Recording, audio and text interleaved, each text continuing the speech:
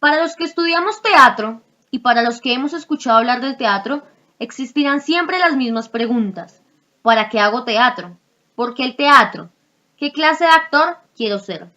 Estas preguntas son las que siempre llevo en la mente en cada clase. Desde el momento en que empecé a tener teatrología me encantó. Supe que iba a aprender mucho y fue así.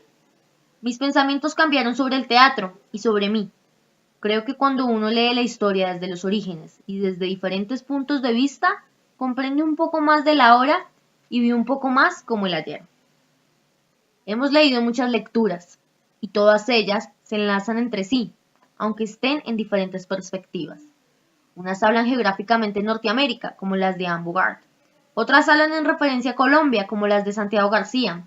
Están los 3 ensayos de Juan Carlos Genet, el actor en su historia, en su creación y en su sociedad, que nos hablan del actor como hoy lo conocemos desde el origen en Grecia.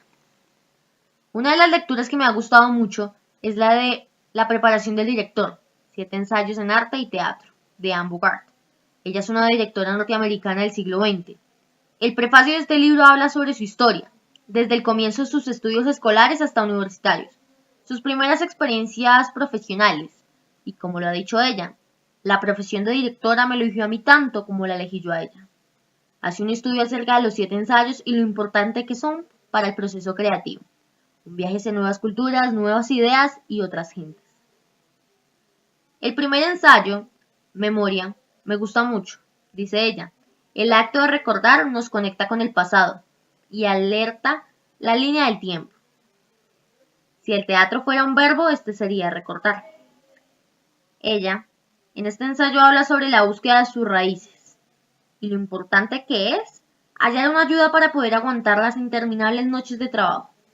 Necesitaba encontrar una conexión de movimientos y códigos para que su cuerpo y mente recordaran. Tuvimos siempre presente que el arte de la repetición es la memoria del actor, que para aprender hay que ver una y otra vez de una y otra manera.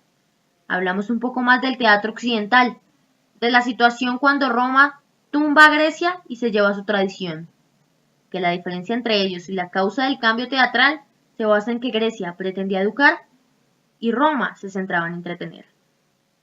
Pasamos por la antigüedad y llegamos a la Edad Media, donde ocurrieron los 10 siglos de oscurantismo, sin ningún tipo de teatro y con la expansión de la religión católica.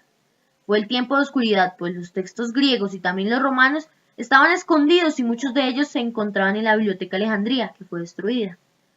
Por otro lado, ya a finales de la Edad Media, con la caída del feudalismo, hubo un florecimiento de la comedia del arte italiano. Ya no existían los textos dramáticos, pues su principal característica era la improvisación. Ya a principios del Renacimiento y finales de la Edad Media, se convierte en la comedia francesa. En Molière, un redescubrimiento antiguo. Se cae el teocentrismo y comienza el antropocentrismo.